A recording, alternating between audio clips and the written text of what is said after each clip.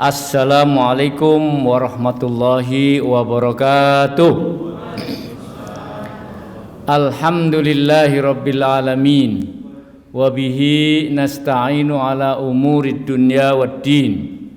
Wassalatu wassalamu ala ashrafil anbiya'i wal mursalin wa ala alihi wa sahbihi wa man tabi'ahu ila yaumiddin, amma ba'du. Fa'udzu billahi minasyaitonir rajim. Bismillahirrahmanirrahim.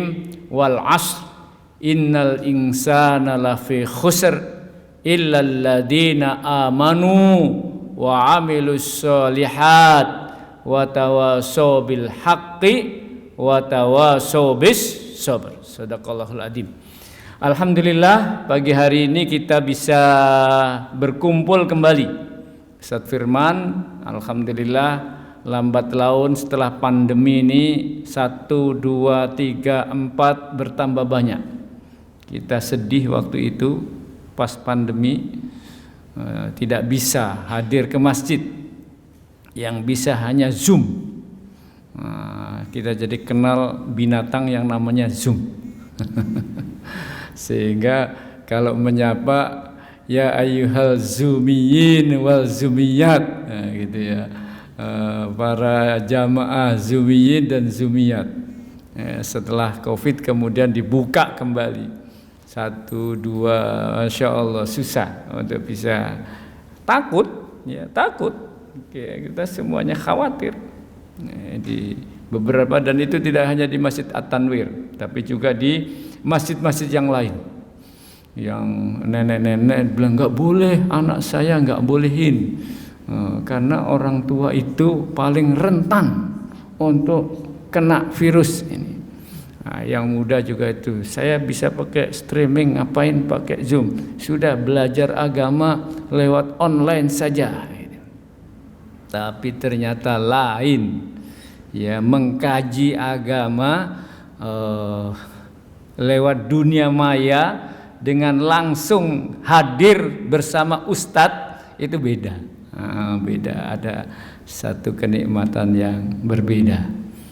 Datang, apalagi datang ke masjid, menjadi sesuatu yang berbeda.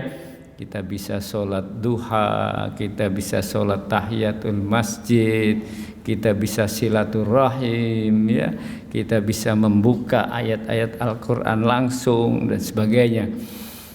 Terutama tentu kita bisa mempelajari, mengkaji ayat demi ayat sesuai dengan tema yang disampaikan. Maka akhirnya tidak hanya Tanwir, tidak hanya Masjid Tanwir, tetapi juga masjid-masjid yang lain mulailah kesadaran itu muncul. Ya, walaupun terkadang dibantu dengan TV-mu, ya, ada dibantu dengan streaming, gitu. Tapi hadir. Insya Allah ada keberkahan, insya Allah. Ibu bapak meluangkan waktu untuk bisa sementara, ya, beriktikaf. Niatkan iktikaf, ya, niatkan kita sedang iktikaf di dalam Masjid At-Tanwir. Sholawat serta salam kita sampaikan kepada junjungan kita Nabi besar Muhammad sallallahu alaihi wasallam yang telah memberikan kepada kita banyak ilmu, banyak cahaya, ya, nurul iman, nurul Islam kepada kita semuanya, sehingga kita terus berusaha agar kita berada dalam fi dhilalil Quran, insyaallah, ya, fi dhilalis sunnah. Kalau ada penulis Mesir Syekh Sayyid Qutb dengan fi dhilalil Quran, wa nahnu insyaallah fi dhilalil Quran, di bawah apa? Bayangan naungan Al-Quran. Insyaallah kita berupaya untuk berada di bawah naungan Al-Quran. Nah, pada kesempatan pagi hari ini Ustaz Firman mengusulkan untuk berbicara tentang islah. Islah itu dari kata-kata soluha, soleh. Seringkali dibahasakan dengan soleh, islah, soleh, yang merupakan inti daripada ajaran Islam. selain iman. Maka di ayat wal asr yang saya baca tadi itu, wal asri innal insana lafi khusr itu illal ladina, ada dua, amanu wa amilus salihat. Nah, iman wassalihat, amal as-salihat, tidak sekedar amal tapi salihat. Nah, islah itu dari akar sod lam ha itu, salih itu, saluha itu, yang artinya itu baik. Ada menerjemahkan lagi salih itu, saluha itu cocok. Ya. Jadi amalnya tidak sekedar amal, tetapi amal yang cocok. Cocok dengan apa? Cocok dengan statusnya, cocok dengan kondisinya, cocok dengan keadaannya. Katakan umpamanya amal soleh itu bentuknya memberi sedekah, umpamanya sedekah. Satu contoh ini tentang soleh ini, sedekah. Ibu bersedekah 10.000, bagus kan? Bagus, ya kan? Bagus. Ibu, penghasilan ibu 1 bulan itu berapa? 100 juta umpamanya. Sedikit atau banyak 100 juta itu? Sedikit ya? 200 juta deh.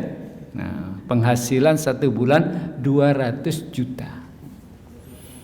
Tetapi ibu bersedekah dalam 1 bulan itu 10.000 tadi. Bagus kan? Bagus dong, sedekah kok.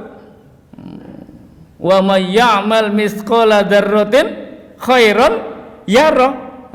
Khair, berbuat kebaikan sebiji dzarrah pun akan dilihat oleh Allah dan bagus dan akan dicatat. Pahalanya 1 sama dengan 10 kali lipat. Malah kalau fisabilillah bisa 700 kali lipat. Tetapi 200 pemasukan 200 juta, sedekah 10.000 itu akan dicatat sebagai kebaikan, dicatat. Tetapi belum soleh. Baik, sedekah itu baik, khair itu. Bedakan antara khair dengan soleh. Khair itu baik secara universal. Pokoknya melakukan sesuatu kebaikan, nah itu khair. Khair. Kuntum khairu ummah itu. Ukhrijat linnas. Maka jenisnya bisa macam. Nah, soleh itu lebih spesifik. Lebih spesifik. Nominalnya, jenisnya, kualitasnya itu. Cocok apa enggak? Ideal apa enggak? Itu soleh. Maka amal soleh ibu yang penghasilan 200 juta itu solehnya berapa? Pak Firman, berapa solehnya? Yang wajib saja 2,5% zakat itu. Nah, belum sedekahnya. Masa iya hanya zakat saja? Hanya yang wajib saja 2,5%. Nah, itu baru standar itu, memenuhi kewajiban. Tapi ibu belum dapat nilai ihsan. Belum mendapatkan nilai apa? Ihsan. Baru mendapatkan nilai melaksanakan kewajiban 2,5%. Nah, supaya dapat ihsan, tambahkanlah ada namanya sedekah, ada namanya infak, ada namanya hibah, ada namanya apa lagi? Hadiah, ada namanya wakaf, ada namanya dan lain sebagainya. Maka jumlah nilai ya nominalnya itu dianggap soleh ya ketika kita sesuai dengan penghasilan kita. 2,5%-nya yang wajib. Sedekahnya berapa kira-kira? Berapa persennya? 100.000, dihitunglah masing-masing. Yang dia merasa ini saya pantas, dan yang tahu masing-masingnya. Bagi seorang tukang becak mungkin 10.000 satu bulan sudah besar. Itu soleh. Maka ini menjadi inti dari ajaran Islam. Karena ternyata kata-kata soleh itu tidak hanya dalam bentuk harta yang namanya sedekah, tapi meliputi berbagai kegiatan-kegiatan yang arahnya adalah kebaikan. Arahnya adalah kebaikan. Termasuk di dalamnya sholat yang berkaitan dengan ibadah-ibadah yang vertikal. Termasuk di dalamnya adalah muamalah yang berkaitan dengan hubungan sosial. Sedekah termasuk. Tapi silaturahim, tapi berkata-kata, ya, dan lain sebagainya. Itu mencakup dari as-shalihat, dari iman wa amilis shalihat. Nah, kata-kata islah itu diambil dari itu. Saya ada catatan ini tentang beberapa makna dari kata-kata islah itu. Dari kata-kata as-sulh, perbaikan, dari kata-kata kebaikan, as-sulhu, as-salih, orang yang baik, ya. Sebagai lawan dari al-fasad atau as-sayyi'ah, segala sesuatu yang merusak, yang jelek, itu lawan dari yang sulh atau saleh itu.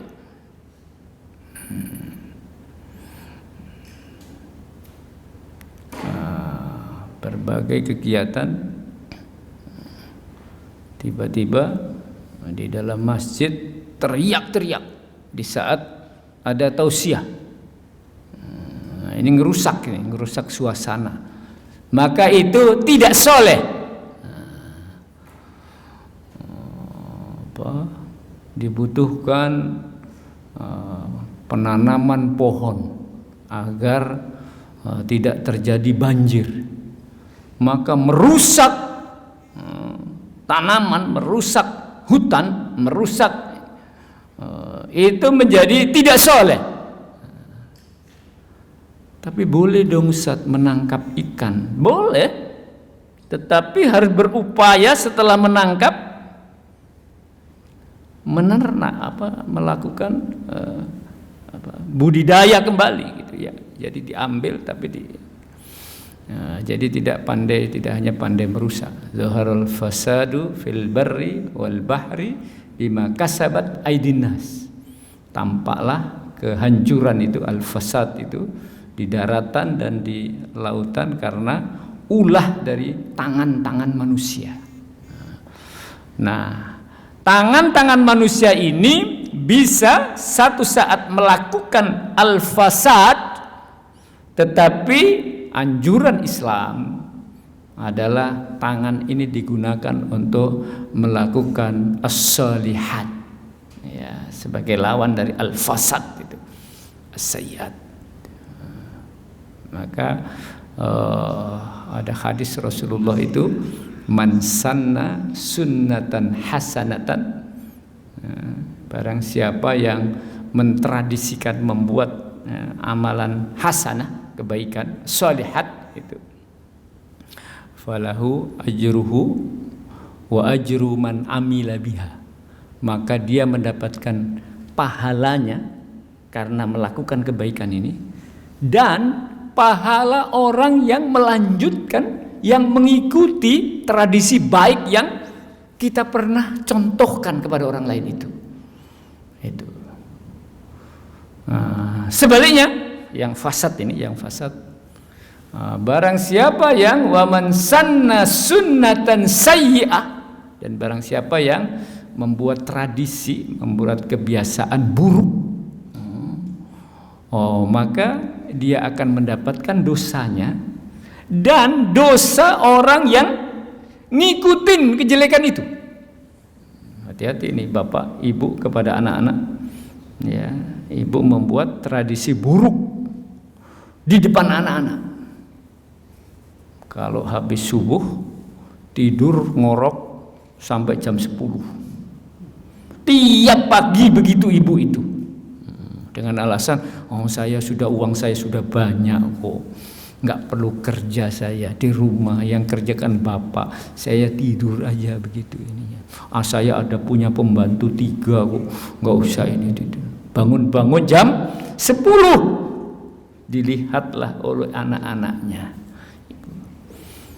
membuat tradisi buruk, maka dia falahu wizruhu, maka dia akan mendapat dosanya, keburukannya itu. Dan keburukan orang yang nyontoh itu. Hati-hati, ya hati-hati, jangan membuat tradisi buruk. Upayakan untuk membuat tradisi baik, dan baik itulah saleh, sementara buruk itulah as-sayyi'ah atau al-fasad. Ada pemaknaan as-sulh itu sebagai lawan dari al-fasad. Nah, al-islah itu adalah al-izala ma bainahuma min adawatin wasyiqaq. Jadi menghilangkan permusuhan dan perpecahan antara dua orang yang berseteru, ya. Upaya mendamaikan perseteruan. Jadi nggak boleh kita itu bersikap cuek, ya. Kita itu bersikap acuh tak acuh, nggak mau tahu, biarin aja dia tengkar. Yang penting kan bukan anak saya yang tengkar, di tangganya ada ribut begitu, lalu kita diam saja. Tidak boleh. Berupaya untuk melerai, berupaya untuk mendamaikan. Itulah al-islah. Jadi semangat seorang muslim itu, setiap muslim itu senang dengan damai. Tidak senang dengan keributan, tidak senang dengan yang bikin kacau, yang bikin onar, yang bikin konflik, yang bikin tapi senang suasana yang nyaman, yang damai. Nyaman damai itulah hasil daripada islah itu. Fal Quran fil asas huwa da'watun ila shalah wal islah. Pada prinsipnya Al-Quran itu, pada dasarnya Al-Quran itu adalah dakwah, ajakan, pesan dari keseluruhan Al-Quran itu adalah dakwah menuju kepada as-salah wal islah, pada kebaikan, kedamaian, ya, kesantunan, ya, kenyamanan, tidak konflik, ya, tidak perang, tidak gaduh, tidak tengkar, tidak ribut. Salahul alam, kebaikan dunia, alam semesta ini, wa islahun nas, dan kedamaian seluruh manusia. Tapi kenyataannya kan tidak. Ada ayahnya meninggal, anaknya jumlahnya 5, ada laki-laki, ada perempuan. Tadinya rukun-rukun ketika ayahnya masih hidup. Begitu ayahnya meninggal, yang dipikirkan ini lemari milik siapa? Siapa yang punya hak untuk dapat lemari? Saudaranya 4, lemarinya cuma 1. Tengkar. Anak yang pertama, anak yang kedua, anak yang ketiga, kursi di depan 1 di ruang tamu, ribut, kursi ini jadi milik siapa? Ini tengkar. Padahal pesan utama Al-Quran, dasar utama Al-Quran itu adalah mengajak supaya sholahun nas. Apa itu? Rukunnya, damainya, ya. Islahun nas, damainya, rukunnya, tentramnya manusia. Maka kalau terjadi konflik, terjadi ribut terjadi, berarti ini nggak normal nih. Berarti ini sudah menyalahi misi utama dari Al-Quran itu. Wa huwa bil muqabil harbun 'alal fasad wal ifsad. Maka oleh karenanya Al-Quran itu melawan atau anti perang, melawan apa? Kerusakan dan merusak. Itu inti daripada pesan Al-Quran itu. Islah itu sejalan, semakna dengan Islam. Apa itu Islam? Agama kita ini Islam. Jadi berserah diri, membawa kesejukan, tidak melawan, tunduk patuh, tidak melawan. Apalagi Islam dimanai tunduk patuh kepada Allah, tidak melawan Allah. Tapi kan ada manusia yang melawan Tuhan. But he says God was dead, bahwa Tuhan itu sudah mati katanya. Yang mengatakan itu filosof Jerman. Kenapa? Karena tanpa Tuhan saya sekarang sudah bisa makmur. Dengan akal pikiran saya, dengan teknologi modern, segala kesusahan bisa diatasi tanpa perlu Tuhan. Itu kesombongan Barat. Maka gereja tutup, agama ditinggalkan. Menjadilah agnostik, anti agama. Menjadilah ateis, anti Tuhan. Karena kehidupannya ini bisa makmur, bisa sejahtera, cukup dengan akalnya. Tentu ini rusak nih. Ini tidak Islam nih. Islam itu damai, patuh kepada Tuhan. Itu Islam, itu Islah. Ya, itu anti kepada kerusakan. Pokoknya segala hal yang menyebabkan kerusakan itu dikecilkan dan diupaya untuk memelihara. Maka konsep dari keseluruhan ajaran Islam itu adalah memperbaiki, bukan merusak. Inti dari keseluruhan itu adalah memperbaiki, bukan merusak. Dalam kita bicara person saja, dalam tubuh kita ini, betapa ajaran Islam itu secara keseluruhan adalah upaya memperbaiki, tidak merusak. Setiap yang membuat kerusakan itu pasti dosa, itu pasti tidak dibenarkan itu oleh ajaran Islam. Dalam tubuh kita ini ada 4 aspek. Yang pertama paling awal tentu saja yang kelihatan oleh mata kita, yang fisik kita ini, ya, fisik kita ini. Secara keseluruhan menewaskan fisik itu boleh apa tidak? Yang namanya bunuh diri itu boleh apa enggak? Enggak larang, dilarang keras. Tiba-tiba terjun naik ke lantai berapa? Gedung dakwah ini berapa lantai ini? 6 lantai. Tiba-tiba cari naik paling atas begitu, terjun dari atas biar mati. Karena dunia ini penuh dengan kesedihan, frustasi. Saya bekerja, cari kerja kemana-mana nggak dapat. Sudah gitu dimarah-marahin istri pula. Anak saya minta SPP belum bisa bayar. Ini daripada hidup kayak begini, mending saya mati sih. Membunuh dirinya itu tidak dilarang, apa? Ngerusak prinsipnya itu, merusak itu. Nanti lebih spesifik lagi, yang fisik kan kita merusak. Merusak organ-organ tubuh dengan makanan-makanan. Ada makanan-makanan yang bisa memperbaiki sel-sel kekuatan dari organ tubuh ini. Tetapi ada juga makanan-makanan atau minuman-minuman yang akan merusak. Maka jawabannya dalam hukum Islam itu gampang. Apa-apa yang makanan-makanan yang membuat diri kita rusak itu pasti dilarang. Tidak soleh.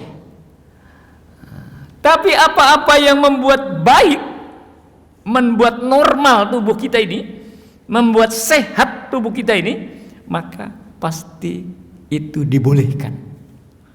Pasti itu halal. Standar begitu. Memasukkan alkohol ke dalam tubuhnya pasti merusak. Tidak hanya merusak perutnya, tapi merusak akalnya. Maka itu dilarang. Kemudian Allah memberikan ketentuan tentang al-halal, kemudian al-haram, ya. Kemudian at-thayyib dan seterusnya berkaitan dengan makanan kita. Al-halalu bayyinun kata Rasulullah, wal haramu bayyinun. Yang halal itu jelas, yang haram itu jelas. Wa ma bainahuma umurun mustabihat. Sementara yang kalau ada yang di antara itu adalah perkara-perkara yang meragukan, yang mutasyabih, mustabihat, yang meragukan. Wa man waqa'a fis syubuhat waqa'a fil haram. Barang siapa yang berada dalam suasana enggak jelas ini, ragu ini, maka dia berada di yang haram. Jadi yang merusak fisik kita itu memaksa kaki kita untuk terus beraktivitas sampai sakit sampai ini. Pasti itu nggak boleh, nggak dibenarkan. Walaupun untuk kegiatan yang bagus.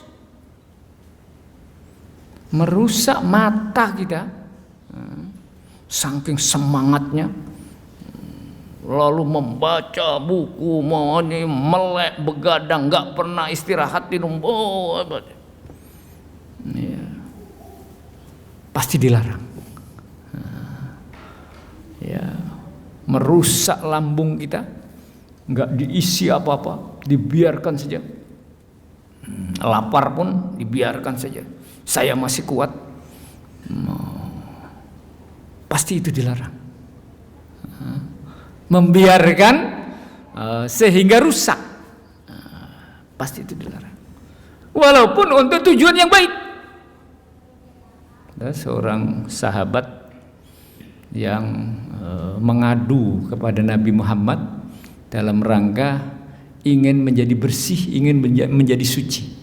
Maka ya Rasulullah, saya berazam, beriktikad mulai hari ini saya tidak akan tidur sepanjang malam. Saya begadang. Untuk apa? Untuk zikir, untuk wirid, untuk terus gak pernah tidur setiap malam. Lalu kalau siang ya Rasulullah, saya akan puasa terus, tidak makan. Ngerusak mata, ngerusak fisik karena kurang tidur, ngerusak perut karena tidak makan. Dalam rangka puasa supaya saya bersih dari makanan-makanan yang kotor. Yang ketiga, ya Rasulullah, mulai hari ini saya tinggalkan istri-istri saya. Saya membujang selamanya. Karena istri ini yang suka ganggu saya khusyuk. Lagi ibadah, Pak, belum belanja, Pak. Ganggu ini. Pak, hutang, ada hutang ini, Pak. Ini ganggu. Pak, ayo ngopi sana, Pak. Ganggu ibadah ini. Maka saya tinggalkan, membujang selamanya. Boleh. Apa jawaban Rasulullah? Diperkenankan begitu? Tidak, itu ngerusak fisik itu. Ngerusak mata berkaitan dengan kurang tidur, ngerusak ini karena ngerusak perut karena nggak diisi makanan, ya merusak hubungan suami istri, dibiarkan saja begitu. Merusak. Tidak. Dia bilang, dipesankan, enggak. Fa inna ala li ainika laka haqqan, bahwa matamu punya hak dari kamu. Hak untuk apa? Istirahat, tidur. Wa inna libatnika alaika haqqan, sesungguhnya pada perutmu ada hak yang dia tuntut dari kamu. Untuk apa? Dikasih makan, diberi makan. Dan yang ketiga, wa inna li zaujika alaika haqqan, dan sesungguhnya istrimu tuh, pasanganmu tuh punya hak dari kamu untuk kamu berikan sesuatu, berikan kasih sayangnya, berikan cintamu kepadanya. Jangan dibiarkan terlantar begitu.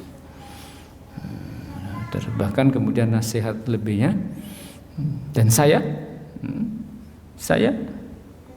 makan, tetapi saya juga puasa.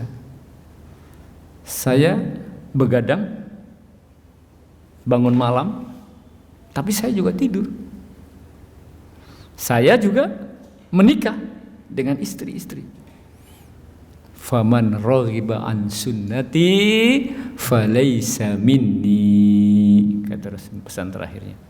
Barang siapa yang membenci sunnahku, tradisiku, kebiasaanku, kegiatan-kegiatanku, falaysa minni, maka bukan termasuk umatku. Nah, kita semuanya menjadi umat Muhammad tidak boleh merusak fisik kita atau bagian-bagian dari tubuh kita. Nah, merusak itulah lawan anti daripada islah itu atau salah itu. Apa artinya? Memelihara agar tetap normal, tetap sehat, tetap ini fisik. Tubuh kita ini tidak hanya fisik. Islam memperhatikan itu. Tetapi juga ada intelektual kita, akal kita. Maka segala upaya yang merusak akal kita itu pasti dilarang. Pasti itu lawan anti daripada islah itu. Membiarkan atau bahkan merusak. Ya, ini dekadensi moral anak muda dalam rangka pergaulan itu, lalu membuat kerusuhannya itu dengan cara merusak akal pikirannya. Dengan cara apa? Minum-minuman. Dengan cara apa? Narkoba. Dan itu justru dilakukan oleh anak-anak muda yang berduit, yang punya ini, dalam rangka ingin. Saya ada seorang jamaah yang dulu pecandu narkoba. Saya penasaran, kenapa sih kalian punya usaha sukses, duit banyak, kok pakai narkoba segala itu ngapain? Makan aja sate berapa gitu yang enak. Kenapa kok narkoba? Oh, lain Ustaz, katanya. Dia ceritakan dulu. Lain Ustaz. Jadi saya tuh minum itu sehari itu minimal 2 kali. Waktu mau berangkat kerja dengan nanti pulang kerja. Pil yang diminum itu. Terus khasiatnya apa? Enaknya apa? Enak Ustaz. Enaknya apa? Jangan niru ya. Ini cerita dia dan dia sudah tobat dari situ. Enaknya apa? Ustaz, setelah sarapan minum itu Ustaz, pergi ke kantor. Oh, nanti ada ketemu tamu, klien, negosiasi apa begitu. Itu rasanya itu pede Ustaz. Rasanya itu berani. Ketemu berdebat atau rapat di forum apa begitu waktu menghadapi ya, untuk urusan perusahaannya itu mantap ya, yakin mantap, terus berhasil gitu, merasa. Nah, yang malamnya itu capek-capek itu hilang semua katanya. lakukan itu setiap hari ya, begitu. Lah terus sekarang kok berhenti? Jangan Ustaz, sekarang udah kapok Ustaz, hancur badan saya. Ya, badannya sakit, kemudian ini macam-macam, akhirnya pikirannya juga kayak limbung begitu, linglung begitu isinya. Karena akibat dari obat tadi itu merusak akal. Oleh karenanya merusak akal pikiran, tidak normal, tidak sehat, itu pasti itu fasad, bukan solah, bukan islah. Nah islah itu upaya untuk merawatnya. Maka akal kita rawat. Termasuk diantaranya cara merawatnya itu adalah dengan at-ta'allum. Dengan cara apa? Belajar. Dengan cara apa? Iqra. Maka pesan awal yang turun di dalam kepada Nabi Muhammad itu dalam Al-Quran itu adalah pesan untuk merawat akal pikiran kita. Dengan cara apa? Dengan cara membaca. Dengan cara apa? Dengan cara thalabul ilmi. Anti kepada al-jahiliyah, ya. Anti kepada kebodohan. Membiarkan akal kita bodoh itu rusak itu tidak soleh itu. Bagaimana lantas? Kita harus upaya untuk islah, memperbaiki pola pikir, ya, pola pikir kita ini untuk bisa mengembangkan yang disebut dengan berkemajuan itu, pola pikir berkemajuan, yang digalakkan Muhammadiyah itu tidak pola pikir kemunduran, karena pikiran ini bisa gaya-gayanya yang arahnya itu optimistis, cara pikiran orang itu. Tetapi ada yang model berpikir orang itu pesimistis. Nah ini tidak dikehendaki nih. Ini pesimistis itu merusak itu, fasad itu. Tapi yang dikehendaki adalah pikiran kita yang optimistis, dinamis. Bahasa agamanya dinamis itu hijrah, ubah yang lebih baik, mengubah yang lebih baik. Itu islah, upaya mengembangkan pikiran kita menjadi pikiran yang maju, pikiran yang apa? Yang aktif. Nggak mungkin lah saya keluar rumah nih tidur aja lah. Jangan begini. Ntar kalau keluar rumah ketabrak mobil. Ntar kalau ke rumah kesleo. Ntar kalau pergi naik apa ya? Naik pesawat, ntar pesawatnya jatuh. Kalau naik kereta api ntar anjlok. Naik mobil sendiri ntar keprosok tabrak pohon. Negatif pikirannya. Ini kan kaitannya dengan pikiran. Maka itu merusak itu dan tidak bisa maju. Itu bukan islah, tetapi itu adalah fasad. Nah, pikiran kita ini harus kita arahkan menjadi ke islah itu, bukan ke fasad. Berpikir maju. Nah, Muhammadiyah arahnya ke sana, berpikir maju. Dengan apa berpikir majunya itu? Dengan ilmu pengetahuan, dengan belajar, dengan iqra. Nah, itu islah dalam hal pemikiran kita. Di dalam tubuh kita ini ada yang namanya hati, spirit, ya, spiritual. Di hati kita ini ada hati. Dan itu perlu kita perbaiki hati kita ini. Di dalam hati itu ada yang disebut dengan amradul qulub. Apa amradul qulub itu? Penyakit-penyakit hati. Kalau dibiarkan maka nanti hati ini akan keropos, akan rusak. Dan kalau idza saluhat, kata Rasulullah, saluhasairul jasadi kulli, akan baguslah seluruh tubuh ini semuanya. Wa in fasadat fasadal jasadu kullu. Kalau rusak ini, yang ada di dalam, maka akan rusaklah seluruhnya. Apa itu? Mudghah, gumpalan darah. Apa yang dimaksud gumpalan darah itu? Al-qalbu, hati. Maka upaya merusak hati, ya, katakan umpamanya salah satu penyakit hati itu adalah tidak ikhlas, riya. Itu penyakit yang luar biasa. Maka jangan kotori keikhlasan kita dengan perbuatan-perbuatan riya, perbuatan-perbuatan sombong, karena akan bisa mengotori keikhlasan kita. Ini upaya islah itu.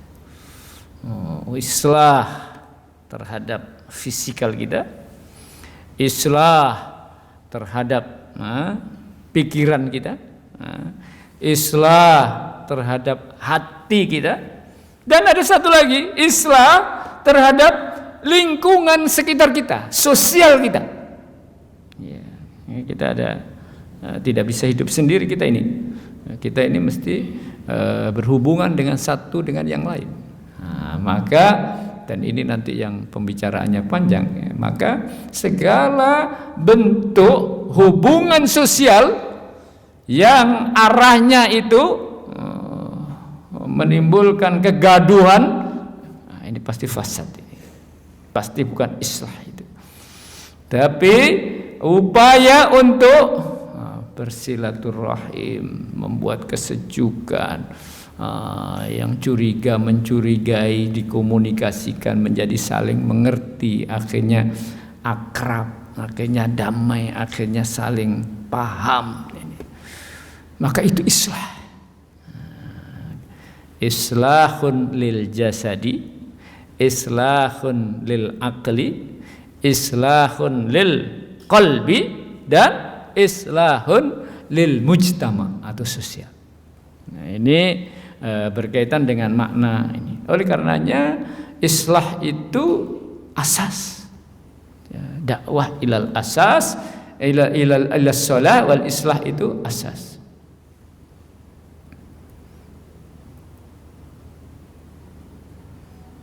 Ya. Terangkat tadi bahwa al-islah itu adalah upaya untuk berdamai, upaya untuk mendamaikan antara dua atau lebih yang berseteru. Boleh dilihat di Al-Hujurat ayat 10 itu. Ya. A'udzubillahi minasyaitonirrajim. Innamal mu'minuna ikhwah fa aslihu baina akhawaykum wattaqullaha la'allakum turhamun. Sesungguhnya orang-orang mukmin itu bersaudara. Oleh karena itu damaikanlah kedua saudaramu yang bertikai dan bertakwalah kepada Allah agar kamu dirahmati. Ya. Subhanallah. Untuk menggapai takwa itu banyak jalannya. Salah satunya urusan hubungan sosial. Ya, di ayat yang lain umpamanya puasa juga la'allakum tattaqun. Ya ayyuhalladzina amanu kutiba alaikumusiyam kama kutiba alal ladzina min qablikum la'allakum tattaqun, takwa. Dengan cara apa? Puasa. Tetapi di sini puasa dengan cara takwa, meraih gelar takwa dengan cara apa? Ya, islah, dengan cara senang kita ini untuk mendamaikan orang-orang yang konflik, orang-orang yang tengkar, orang-orang yang ribut. Nggak mau kita ikut terlibat dalam keributan itu. Kalau ada tetangga yang ribut, kita juga kena itu keributan itu. Maka nggak suka dengan itu. Lalu kita berupaya untuk mendamaikan. Upaya kita itu arahnya adalah kita menggapai takwa. Dan masih banyak lagi berbagai jenis untuk ketakwaan. Di fokus di sini kita bicara bahwa rupanya Kita berupaya agar jangan terjadi kekacauan dalam rumah tangga kita umpamanya, dalam keluarga kita, jangan terjadi pertengkaran, omongan kasar dan sebagainya. Itu takwa itu. Ujungnya itu menggapai derajat atau meningkatkan ketakwaan kita. Maka jangan dianggap sepele. Meningkatkan takwa itu tidak hanya dengan cara sholat, tidak hanya dengan cara Senin Kemis puasa, tidak hanya dengan ibadah-ibadah, tetapi termasuk anak-anak di rumah tangga kita, rukun, itu takwa. Ibu bapak suami istri, ya, senangnya tengkar saja. Kalau nggak tengkar tuh nggak nikmat. Rasanya kalau sehari nggak ada lempar piring itu nggak seru nih. Ya, nggak ada gelas jatuh itu nggak seru nih. Rupanya upaya untuk islah agar tidak ada kata-kata yang menghinakan, tidak ada kata-kata yang nyinyir, tidak ada kata-kata yang mengumpat-umpat, tidak ada kata-kata yang kebun binatang. Oh, kebun binatang kok masuk rumah kita? Semua keluar ya. Gara-gara marah. Akhirnya tengkar antara suami istri. Nah itu jauh dari takwa itu, jauh dari takwa. Islah. Itulah menggapai takwa. Islah itu. Nah, kita sebagai umat Islam ini ikhwah. Tadi bicara di dalam rumah tangga nih, ada bersaudara, kemudian ada anak-anak, kemudian ada suami istri, cukup kecil. Kita punya anak 4, maka 4 itu adalah saudara-saudara. Tetapi dalam pemandangan lebih luas lagi, seluruh umat Islam ini adalah ikhwah. Apakah latar belakangnya Sunda, apakah asal usulnya itu Minang, apalah asal usulnya itu ya, Jawa, apakah itu adalah ikhwah. Maka tidak boleh terjadi konflik gara-gara suku ini. Dulu ada di pasar mana itu di Kebayoran itu, konflik antara penduduk mana Betawi dengan suku mana Kalimantan dulu ada itu ya, antara penduduk asli mana suku Dayak ya, dengan Madura. Sampai harus diusir, razia di bus, di mana, di pasar, ketemu kecium ini orang Madura apa bukan, sampai dulu cerita katanya kok bisa membedakan ini Madura apa Jawa. Yang Madura ditangkap, dicincang, kalau Jawa dilepaskan. Sampai saking begitu katanya, punya ilmu untuk mendeteksi mana yang Jawa, mana yang Madura, mana yang Kalimantan, yang sampai saking geram, saking marahnya. Tidak. Maka upaya untuk islah itu begitu tinggi. Dan Rasulullah sallallahu alaihi wasallam itu mewanti-wanti, la farqa baina arabin wala ajamin. Tidak ada illa bittaqwa. Tidak ada perbedaan antara Arab dan Ajam. Ajam itu orang non Arab. Ya. Karena beliau seorang Arab itu tidak kemudian membela orang Arab. Tergantung siapa dulu, tidak selalu mesti orang Arab itu yang dibela, tidak. Abu Jahal tidak dibela. Tapi Salman Al-Farisi yang orang mana? Orang Parsi. Ya.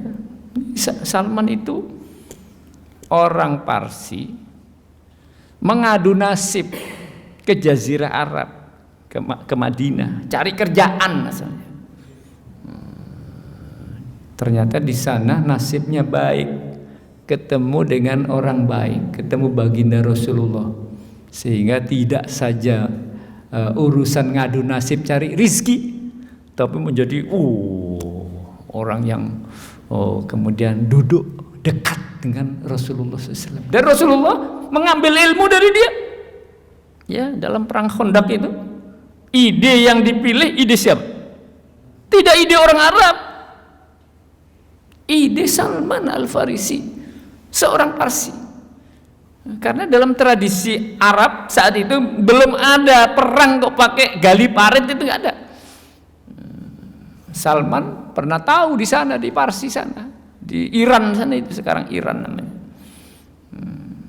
Perang dengan cara membuat bentengnya membuat parit. Nah, bagus itu.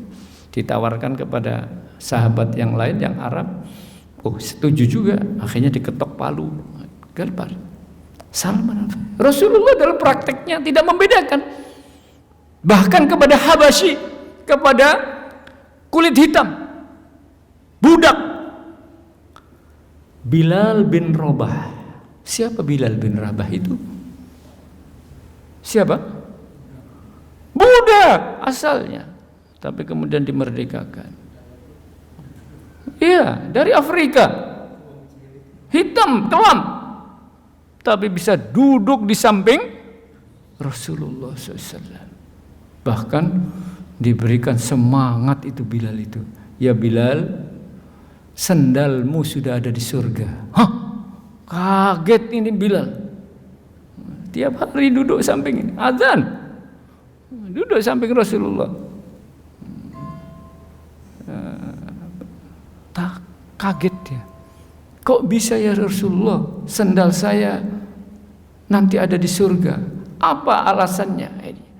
Iya, karena terompahmu itu selalu kamu gunakan untuk ke kamar mandi, mengambil wudhu.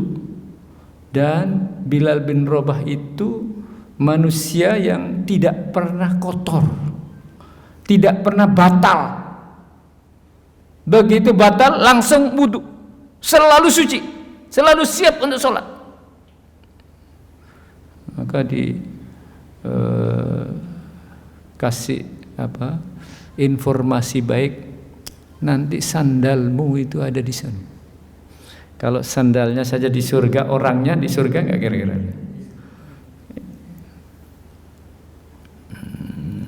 Tirulah Bilal bin Rabah. Ada yang bisa niru, nggak pernah batal wudhu, Insya Allah menjaga kesucian.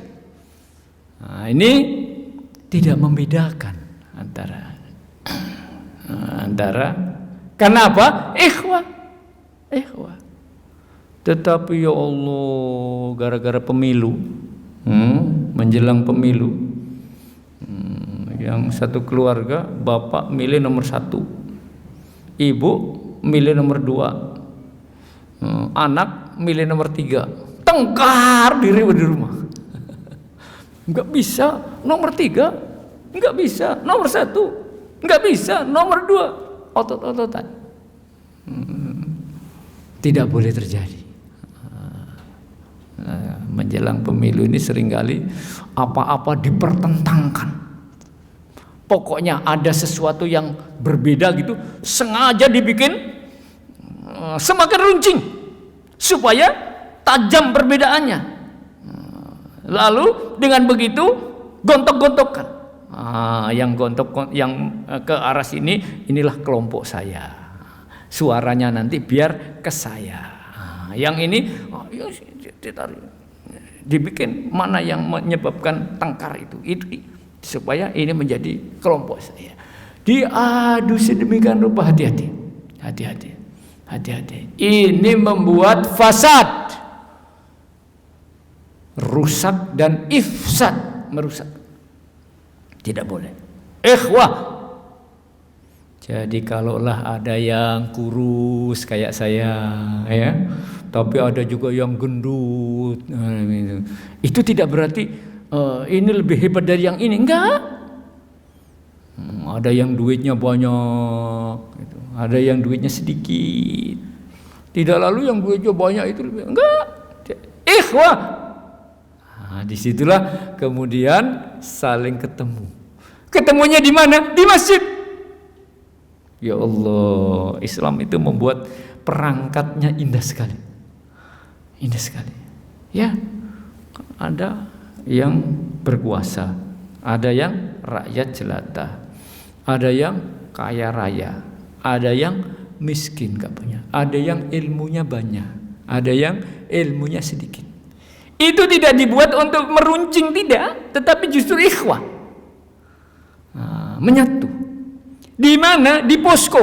Posko apa namanya? Masjid. Nah, maka yang dibangun oleh Rasulullah SAW ketika sampai di Yasrib, ketika sampai di Madinah waktu hijrah itu, yang dibuat adalah posko. Poskonya namanya tidak sekedar posko partai, tidak, tapi adalah masjid, supaya yang kaya ketemu di situ nggak usah segan, yang miskin datang ke situ juga nggak usah segan, terjadilah silaturahim, ngobrol, jadi. Oh ternyata kamu bisa usaha ya. Saya ini sudah nggak ada waktu lagi untuk usaha, tapi saya ada dana, bisa nggak kamu muterin dana saya? Oh bisa, saya insya Allah siap, kerjakan. Berkembang usahanya, begitu. Ini adalah namanya Abdurrahman bin Auf.